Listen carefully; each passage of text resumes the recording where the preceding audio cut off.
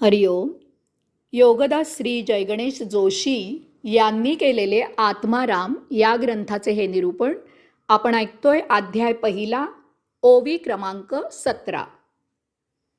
तयाचे वर्णावे स्वरूप, तरी ते स्वरूपाचेची बाप. जे वेदांसी सांगवे ना रूप, ते जयाचेनी प्रकटे.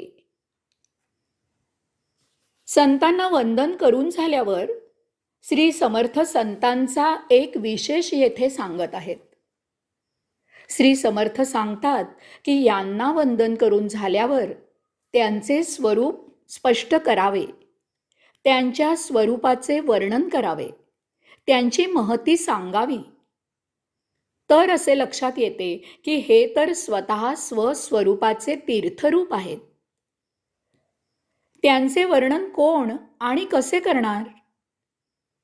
श्री समर्थांना येथे सांगायचे आहे की संतांचे वर्णन करणे, त्यांचे विशेष सांगणे, त्यांचे स्वस्वरूप उलगडून दाखवणे अशक्य आहे. एक वेळ आत्मारामाबद्दल काही सांगण्याचे धाडस होऊ शकते, कारण आत्माराम ठामपणे सर्वस्वाच्या पलीकडे आहे. परंतु संतांच्या बद्दल काय सांगणार? ते सर्वस्वाच्या पलीकडे असूनही सर्वस्वाच्या अलीकडेही आहेत.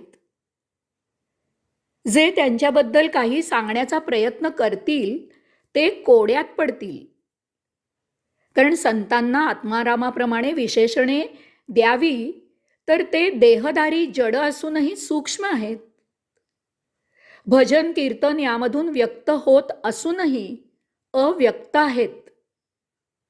प्रत्यक्ष दिसत असल्यामुळे दृश्य रूपवान असूनही अदृश्य अरूप आहेत. समोर जाणवत असूनही जाणीवेच्या पलीकडे आहेत.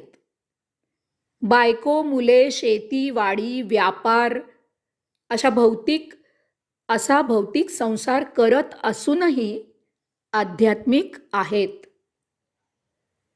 भूतलावर असूनही सतत आत्मारामाच्या सन्निध आहेत. कमलपत्राप्रमाणे पाण्यात राहून कोरडे राहण्याची कला संतांनी आत्मसात केली आहे.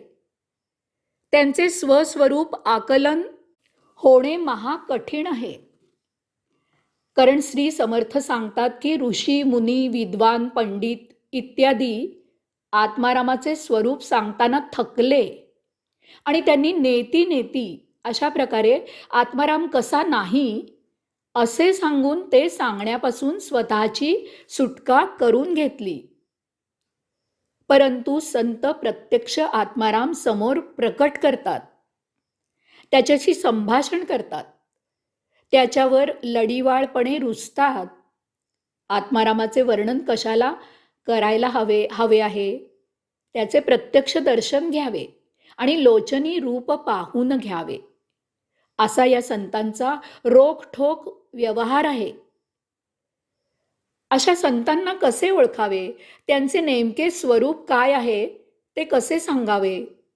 यास्तव श्री समर्थ संतांना ते स्वरूपाचे बाप आहेत असे म्हणत आहेत. ते जेथे आहेत तेथे त्यांना असू द्या. आपण येथूनच त्यांना सादर वंदन करावे, हे उत्तम. हरिओम. आता मी पुढची ओवी वाचतेय. ओवी क्रमांक 18. आता शिष्या सावधान, ऐक सांगतो गुह्य ज्ञान. जेणे तुझे समाधान अंगी बाणे. अशा प्रकारे सर्वांना अत्यादरे वंदन करून, सर्वांना सद्भावे नमस्कार करून, सर्वांचे शुभ आशीर्वाद घेऊन आता श्री समर्थ शिष्यांना सावधान व्हायला सांगत आहेत, कारण आता ते ग्रंथाला सुरुवात करत आहेत. सावधान म्हणजे स्व अवधान. अवधानासह बसा आणि ऐका किंवा वाचा. आता मी जे सांगत आहे फक्त त्यातच लक्ष असू द्या. श्री समर्थांना सांगायचे आहे की शिष्य महोदय, आता मी जे सांगणार आहे त्यात आपण तन मन बुद्धी पूर्णपणे समर्पण करा. कारण आताचा विषय म्हणजे गुह्य ज्ञान आहे. हे ज्ञान गुपित आहे. सहजावस्थेत ते जाणणे शक्य नाही. हे ज्ञान पुस्तकी नाही. ते वाचून किंवा ऐकून सोडून द्यायचे नाही. तसे केल्यास ते अर्धवट होईल. त्यासाठी स्वानुभूती असणे गरजेचे आहे. अशी अधिकारी व्यक्तीच आपल्याला असे हे रहस्यमय ज्ञान प्रदान करू शकते. आपण हे ज्ञान ग्रहण करून त्याची अनुभूती घ्यायची आहे आणि त्या योगे हे ज्ञान प्राप्त झाल्याची पूर्तता करायची आहे.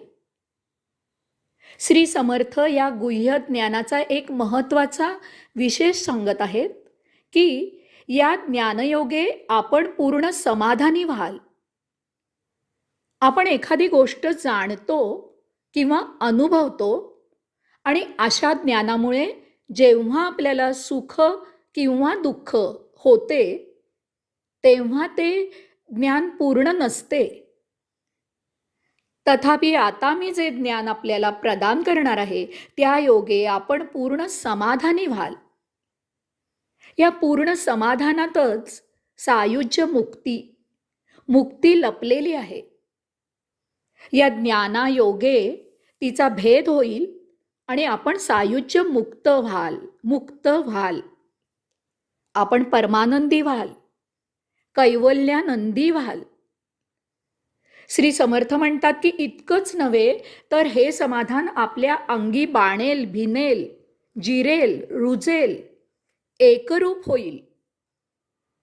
याचा सुंदर परिणाम म्हणजे या योगे आपण पुन्हा कधीही अमुक्तावस्थेत प्रवेश करणार नाही.